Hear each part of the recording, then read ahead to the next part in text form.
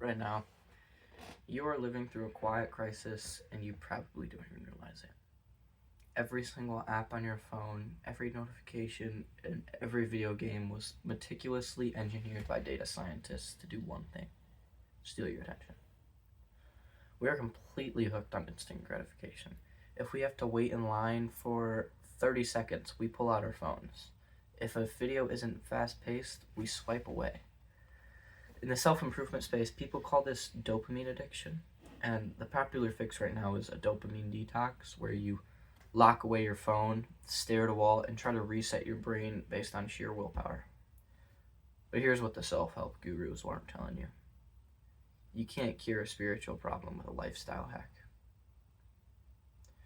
The reason why we're so restless isn't just biology, it's spiritual. Today I'm going to look at the actual mechanics of focus and why your brain is constantly seeking distractions, and how Jesus modeled the ultimate antidote to a noisy world. Let's look at the science first. Dopamine is the chemical that your brain associates with anticipation and reward. When you get a text, scroll a feed, or eat junk food, your brain gets a cheap, easy hit of dopamine. And over time, your brain's baseline for dopamine adjusts.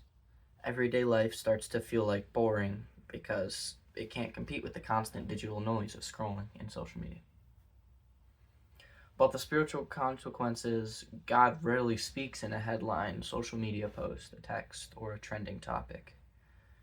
Throughout Scripture, God almost always speaks in a whisper. Think about the prophet Elijah. There was a great wind, an earthquake, and a fire, but God wasn't in any of the loud, chaotic events. He was in the still, small voice that followed.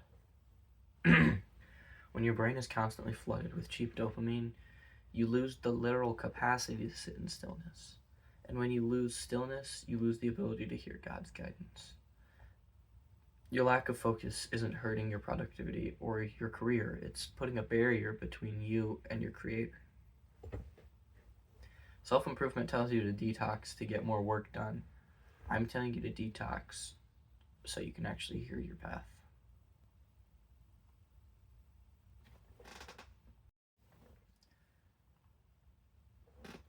The second concept is how we manage our daily tasks. Modern culture glorifies multitasking. We listen to a podcast while answering emails and texts while cooking dinner. We think doing everything at once makes us efficient and successful, but cognitive psychology shows that multitasking is a myth. Your brain is just rapidly switching tasks, draining your mental energy and causing micro stress, which builds up. If you look at the life of Jesus, he was the ultimate master of intentional focus. Think about it. He had the most critical mission in human history and only 3 years to complete it. He didn't have a smartphone, he didn't have email, but he had thousands of people constantly crowding him, demanding him his time and his miracles and his attention. Yet you never see Jesus rushing. You never see him anxious or frantic. Luke 5:16 says that Jesus often withdrew to lonely places and prayed. He practiced radical monotasking. When he was with people, he was 100% present with them. When he was with God the Father, he cut off outside noise. If Jesus needed to aggressively protect his focus and get away from the crowds to stay grounded, what makes you think you can handle 14 hours of screen time a day without losing your mind? The third shift we need to make is how we view blank space. In the self-help world, boredom is the enemy. If you're bored, you're supposed to optimize that time. Read a book, listen to an educational video, or do something productive. But in spiritual formation, boredom is actually the soil where self-awareness and revelation grow. When you sit in silence without your phone, your brain finally processes your deep-seated emotions. That's when the truth comes out. It's when you realize, oh, I'm actually really anxious about that situation, or I'm carrying bitterness towards that person. We use our phones as a form of digital anesthesia to numb our discomforts from the real world. Every time a difficult thought starts to surface, or a difficult conversation, someone confronts you about an issue, Instead of talking calmly and solving the issue, you open your phone and you bury yourself and act like nothing happened. When you reframe your boredom as a spiritual discipline, you stop running from the quiet and you allow the discomfort to come up.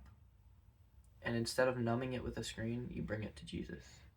You don't sit there in your bed or in the shower remembering this conversation you had and how you could have had this great comeback, or if I only said this, maybe things would be different. No. You bring it to Jesus. You pray about it. You pray through it. That is where real healing and personal growth actually happens. Not in the optimization of your schedule, but in the processing of your soul. Resetting your focus isn't about moving to a cabin in the woods or throwing your phone off into the ocean and never finding it again. It's about building small daily boundaries and habits. Try implementing a 20-minute rule, 20. The first 20 minutes of your morning and the last 20 minutes of the night, your phone doesn't exist at all. No scrolling, no texting, no music, no responding to your friends, no video games, no screens.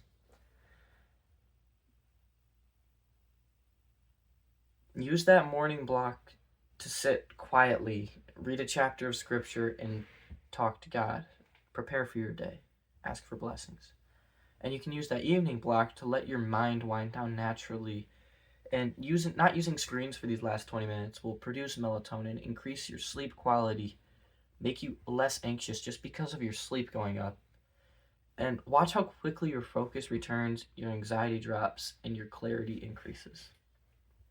Thanks for locking in with me today. If this research and scripture clicked for you, comment below. Let me know your average screen time right now.